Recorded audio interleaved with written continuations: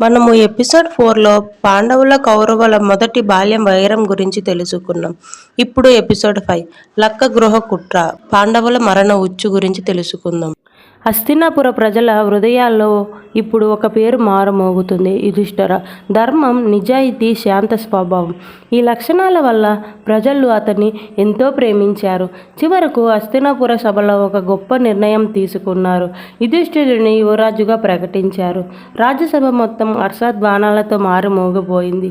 ప్రజలు ఆనందంతో కన్నీళ్లు పెట్టుకున్నారు. భీష్ముడు, విదురుడు వాళ్ళిద్దరికీ ధర్మమే రాజ్యాన్ని పాలించాలని కోరిక. కానీ ఈ దృశ్యం దుర్యోధనుడికి అగ్నిలా మండింది. సింహాసనం తనదని భావించిన అతను పాండవుల విజయాన్ని తట్టుకోలేకపోయాడు. అతని అసూయ ఇప్పుడు ప్రమాదకరమైన ఆలోచనగా మారుతోంది. అప్పుడు శకుని మామ దుర్యోధనుడి దగ్గరకు వచ్చాడు. పాండవులు బ్రతికి ఉంటే నువ్వు ఎప్పటికీ రాజు కాలేవు. ఆ మాట దుర్యోధనుడి మనసులో విషంలా చేరాయి.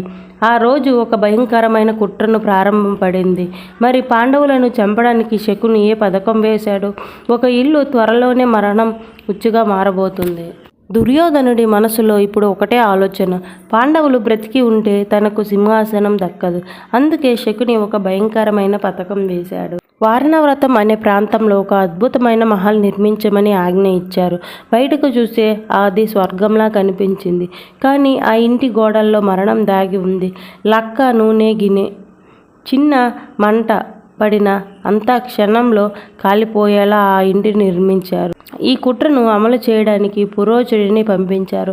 అతని పని ఒక్కటే, పాండవులు నిద్రపోయిన రాత్రి లక్క గృహానికి నిప్పంటించడం.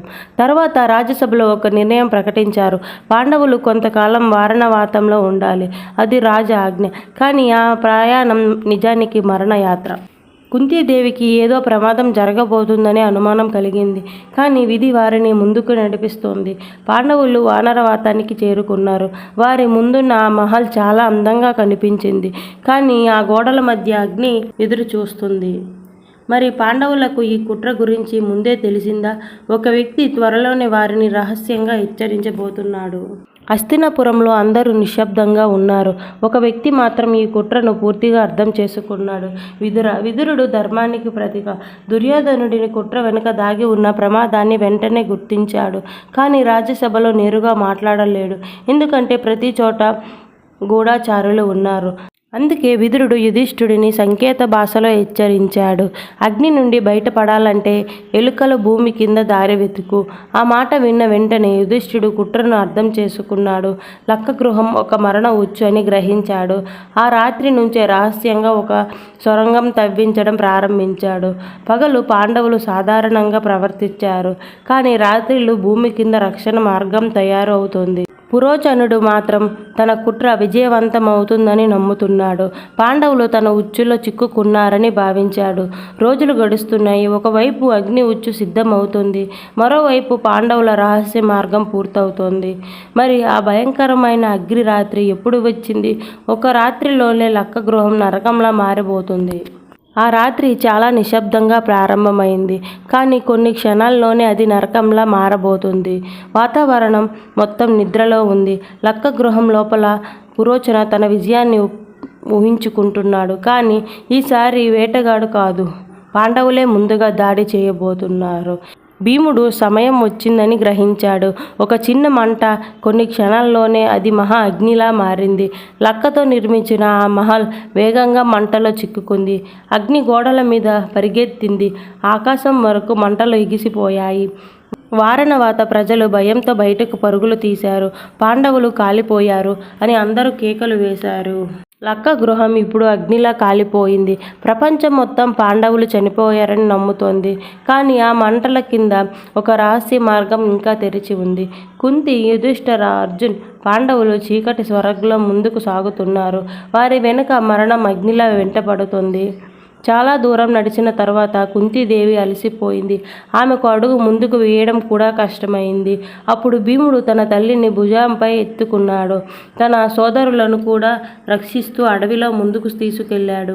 చుట్టూ దట్టమైన అడవి, చీకటి, అడవి జంతువుల అరుపులు, ప్రతి అడుగుల్లో ప్రమాదం.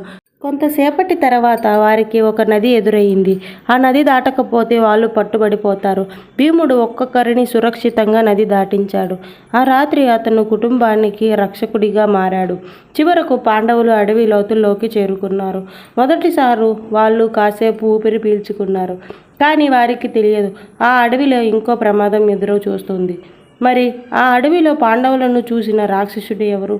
త్వరలోనే భీముడు ఒక భయంకరమైన యుద్ధం చేయబోతున్నాడు. ఆ రాత్రి అడవి చాలా భయంకరంగా ఉంది. చుట్టూ చీకటి, వింత శబ్దాలు. పాండవులు అలసిపోయి విశ్రాంతి తీసుకుంటున్నారు. అదే సమయంలో ఆ అడవిలో ఒక రాక్షసుడు సంచరిస్తున్నాడు. మనుషుల వాసన అతనికి తెలిసింది.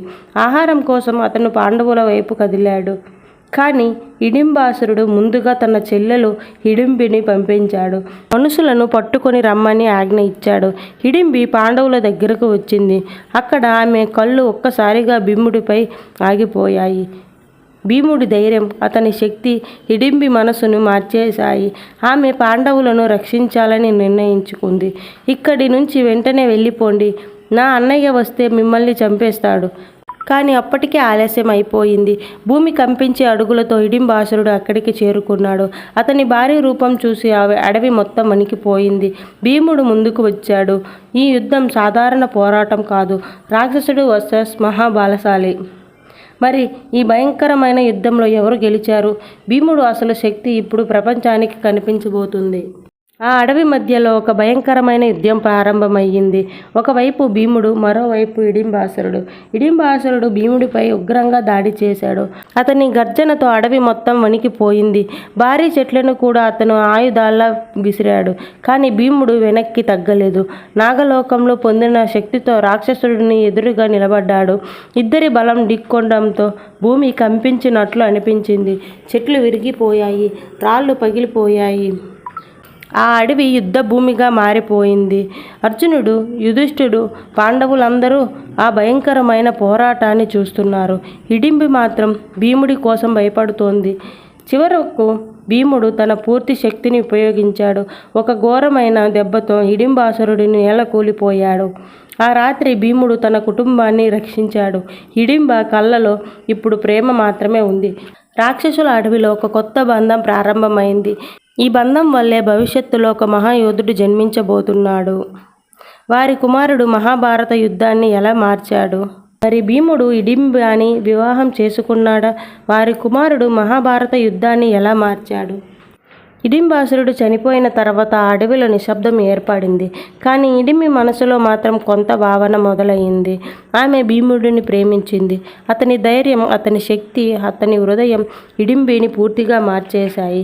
హిడింబి కుంతి దగ్గరకు వెళ్ళింది. భీముడిని వివాహం చేసుకోవాలని అంది. కొద్దిసేపు అందరూ నిశ్శబ్దంగా ఉన్నారు. కుంతీదేవి హిడింబి హృదయంలోని నిజాయితీని అర్థం చేసుకుంది. చివరకు ఆ వివాహానికి అంగీకరించింది.